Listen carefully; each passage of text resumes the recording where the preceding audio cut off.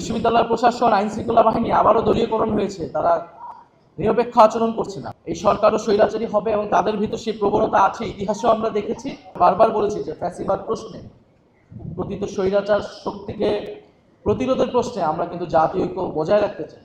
তো তারা পররাষ্ট্র মন্ত্রণালয়ে একটা প্রেস রিলিজ দিয়ে বাহবা পাওয়ার চেষ্টা করছে, কিন্তু বাংলা ভাষায় একটা কথা আছে, এটাকে বলে বাগাড়ম্বর।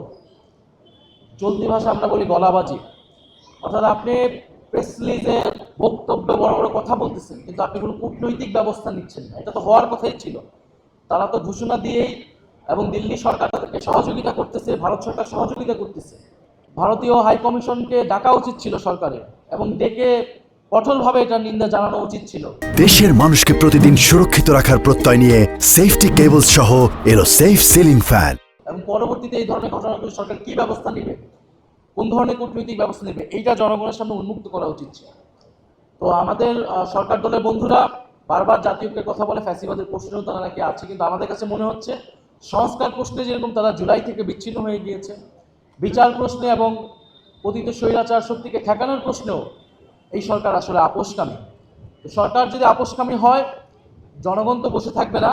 এবং আমরা 11 দল, যে 11 দলীয় ঐক্য আছে এবং যে সকল আরও সামাজিক রাজনৈতিক শক্তি আছে জুলাই গণঅভ্যুত্থানের পক্ষে, যারা সংস্কার এবং বিচার চায়, আমরা ঐক্যবদ্ধভাবে পতিত স্বৈরাচার শক্তিকেও আমরা প্রতিরোধ করব, তার বিচার নিশ্চিত করব, এবং যে সংস্কার গণভোটের যে গণরায় অনুযায়ী, সেই রায় অনুযায়ী আমরা কাজ করব। সরকার যে সংবিধান সংশোধন কমিটি করেছে, এই কমিটি করে সরকার লেজিটিমেসি হারিয়েছে।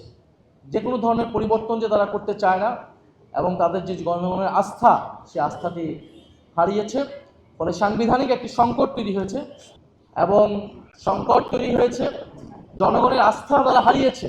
এবং জনগণের আস্থা যখন একটা সরকার হারায়, তখন তাদের টিকে থাকতে হয় ক্ষমতার দাপট এবং সন্ত্রাসের উপর ভিত্তি করে। এবং সেটা কিন্তু, সেই চিত্র বিগত 16 বছরে যেরকম আমরা দেখেছি, এখন কিন্তু আমরা দেখছি এই সরকার সেটা শুরু করেছে, এবং শুরু করেছে ক্যাম্পাসগুলোর মাধ্যমে। কারণ যেহেতু জুলাই গণঅভ্যুত্থানের সবচেয়ে বড় ভূমিকা ক্যান্টনমেন্ট ছিল, আন্দোলনের দুর্গ ছিল হচ্ছে এই বিশ্ববিদ্যালয় ক্যাম্পাসগুলো। ফলে ছাত্র নেতাদের উপরে নির্বাচিত ছাত্র সংসদ এবং 11 দলের পক্ষে যে সকল ছাত্র নেতারা রয়েছেন, ছাত্র শিবির, ছাত্র শক্তি থেকে শুরু করে জুলাই অভ্যুত্থানের পক্ষের বিভিন্ন শক্তিকে তারা ক্যাম্পাসে ঢুকতে দিচ্ছে না, তারা আক্রমণ করছে নির্বিচারে। তো এই যে সন্ত্রাসের অভয়ারণ্যে তারা পরিণত করছে, আবারও ক্যাম্পাসগুলোকে দখলদার করার চেষ্টা করছে।